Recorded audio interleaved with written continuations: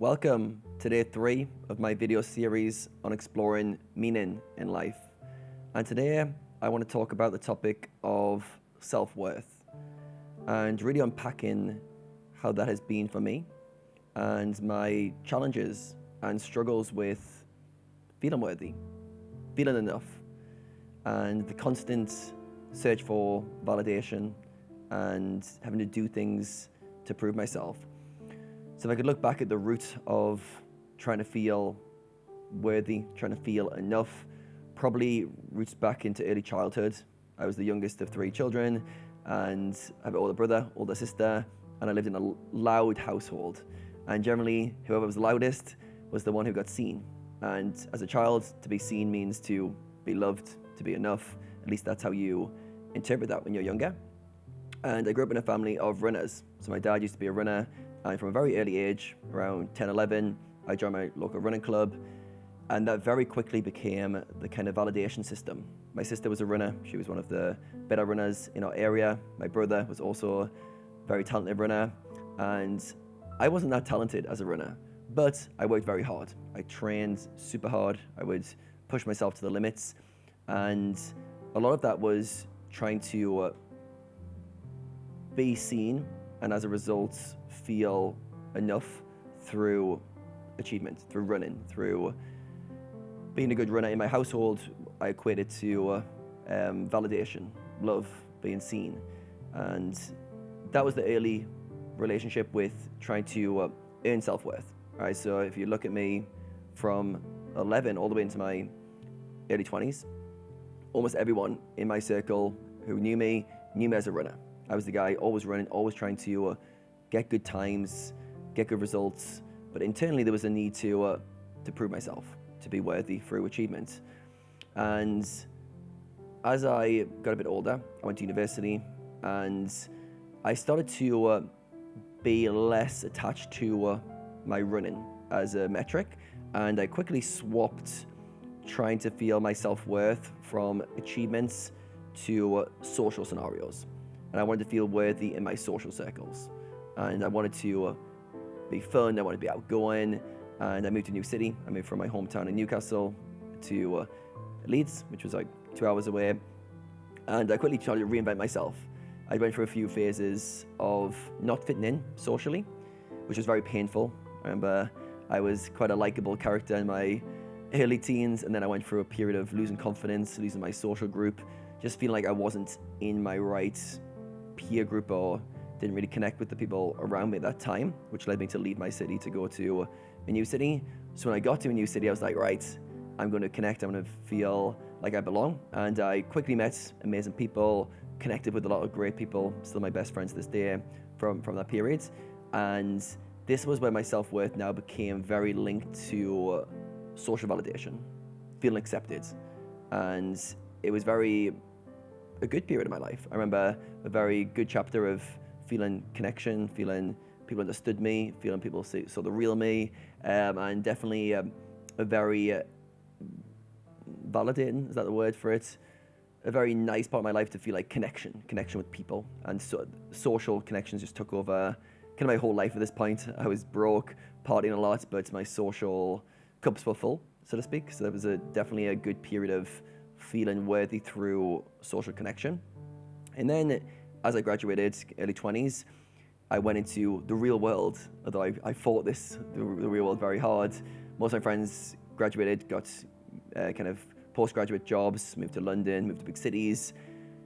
I didn't want to do that. I just felt like I wasn't ready, wasn't mature enough to go into that. So I stayed in my hometown and kind of bummed around, and I had friends who were still studying, so I just became a kind of student again for another year or so. I pretended I was, whilst I was working kind of dead-end jobs. And then the opportunity came to be a poker player. I see the opportunity. Some friends were like, hey, Adam, we're going to start playing online poker. Do you want to give it a go? And I'm like, well, hell yeah, that sounds really fun. Let's do this. And then very quickly, the plan was like, let's move to Thailand. Let's do it like in a foreign country where it's cheaper, where with less distractions. And I was like, wow, this sounds exciting. And it started as an adventure, which was amazing. But very quickly, my self-worth then became, I have to prove myself as a poker player. I have to win this game. I have to, one, survive, support myself, but now I need to prove I'm good enough at this game, prove I can do this, and prove I can progress. So I started tying my self-worth into being a poker player, being a good poker player. And I had a lot of success with that, got to the higher levels, the higher stakes of my games. And I thought once I climbed the tree of the poker ladder, I would be like, yes, Adam, you feel enough. Your self-worth is tick, tick, tick, tick, tick, and you've finally done the achievement thing. And I did get some sense of fulfillment. I definitely feel like I compensated a little bit for not quite making it as a runner. I felt like as a runner, I didn't quite hit where I wanted to hit in terms of times, race objectives, championships. I didn't quite hit that level. I was just below, like maybe, 5%, 2% below where I wanted to get to, which created a bit of frustration, especially as I know my dad would have wanted me to have done better, and I felt like I didn't quite put it on the line. Whereas poker, I felt like I did, and I got to where I could get to. I got to the higher levels I could go to, and I thought that would give a self-worth that, like, I'm enough now, I've proved it to myself, but it didn't. It didn't leave any lasting feelings. It left a bit of almost like, oh, well, maybe I need to do something else. And this is where I started to pivot from poker in my late 20s, because I was searching for, okay, I can see now that I can't really do much more in this game for myself to get that validation or self-worth. So I quickly just changed to something else. And I started coaching. I started becoming a mindset performance coach. I'd basically coached myself to become really good at poker through discipline, hard work, strong mindsets, strong performance habits. So I was like, oh, well, I've done this for myself, and I was pretty much a loser who doing nothing. So I can transition those skills to help someone else with the same issues, same problems, and solve them. So that became my new thing, to help other players and other people to also have success. And I thought maybe because I was doing this for myself, if I could help other people to have success, maybe that would give my self-worth cup. It would kind of make me feel enough. And on some levels it did. I definitely got a lot of good feelings, a lot of fulfillment from helping other people, from showing that I could be of value to others, I guess would be a way of putting it, especially after doing something very kind of for myself with poker, to show I could help other people was definitely a good thing. And I definitely felt like I got a lot of fulfillment from that, and I still do. I still get fulfillment from helping others. But also, like, the self-worth thing never really went away. It never really got to a point where I did enough to validate myself. And when I say self-worth, I'm constantly referring to a feeling of I'm enough in this moment, as I am. Because for me, like, I just always feel like I need to prove something. Like, I need to do something to earn to myself, which is kind of a sad thing, that I'm enough. Like, I need to prove my self-worth to myself. And it's very interesting, because no matter what I do with this, I'm always chasing it. There's always the next thing. Right now I'm doing powerlifting, and I've got really big goals of achieving some powerlifting metrics and competing in some big competitions. Yet I know that's not going to do it. You think my self-worth is going to be linked to weight on a bar? Is that really going to lead to any fulfillment long term? I know it won't. Yet I still pursue it, because I know it's leading to growth. It's leading to some sort of internal feeling of at least the itch is getting scratched a little bit. And yeah, it's kind of a challenging one, where when you've so closely linked what you do to how you feel about yourself. And for me, it's kind of achievement, it's kind of growth, it's kind of progression. I link a lot of my self-worth to that when I remove that, or I think about removing that, I'm left with, do you really feel enough as you are? And the honest answer is no. Like, if it was, I wouldn't be shooting this video. I wouldn't be doing this meaning series, because I'd be like, oh, I feel enough anyway. So I'd be shooting these videos from a very different lens. It'd be more from I've arrived at this moment and I'll share the insights. Hopefully that will happen one day. But if I'm truthful with it, I'm still going through that, trying to find permission to feel enough in the moment.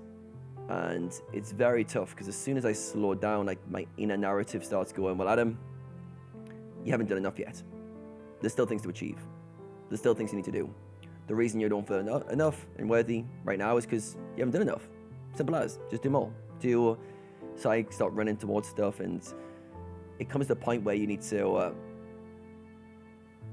there's a quote that comes to mind by Naval Ravikant, and he talks about you've got to win the games to be free of the games.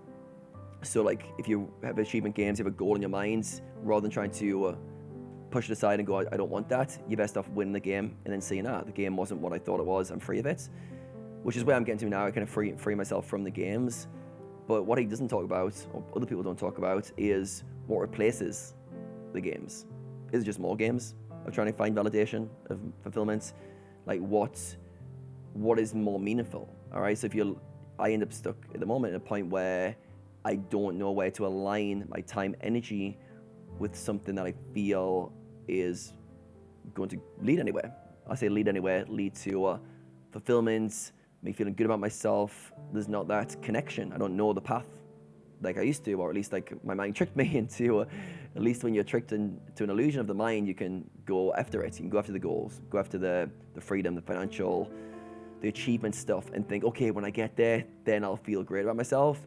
But once you see for yourself that's not true, you don't feel fulfilled about yourself still at that end, it's a very confronting period. And this was what led me to a silent retreat. Last year I did a 10-day silent retreat to strip away that attachment to achievements and to sit with myself. And it was the hardest thing I've ever done, 10 hours a day meditation every day. And also just sitting with feelings, like really intense feelings that I'd probably avoided processing. And I did definitely come out with that with some clarity and some ideas and some sort of connection to something deeper. But still, it still hasn't given me the clarity that I feel like I want. And for me, clarity, I mean a connection to myself and a connection to a larger purpose that is more than just playing games, spinning wheels, and doing that thing that's in front of you. And that's where, with this series I'm doing now, with these videos, I'm trying to explore this topic. I'm trying to really just think out loud and try to navigate some of these challenging questions. And I know there's many processes, many ways you can do this. You can journal on this, you can write on this. I do that as well. But I feel like for myself and my personality type, I like to try to think through them and almost like just go back and forth with questions and explore deeper and deeper layers. So hopefully each video I do on these topics, something new comes up, a new topic, a new avenue, something that I haven't explored. And I think meaning, as I'm trying to reflect on what it is for me, I think that self-worth will come at a point when I realize I'm enough. And to feel enough, I feel like that means you feel connected to yourself in the current moment, and the current moment is enough. There doesn't need to be a different moment. This moment right here is everything. And I've had glimpses of this. I've definitely had periods where I felt that was true. And somewhere along the way, I've lost that connection to self, connection to the moments.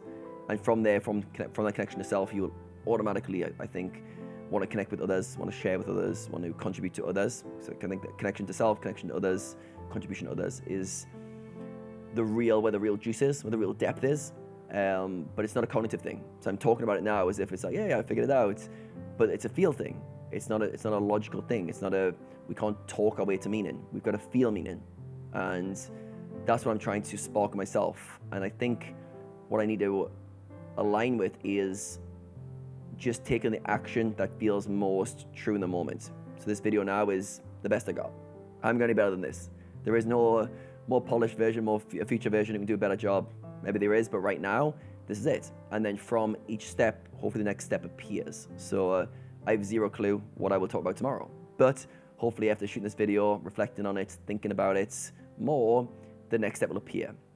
And yeah, I'm trying to find meaning step by step by more connection to the moments, less time in the mind. I did yesterday's topic on that in terms of being trapped by the mind.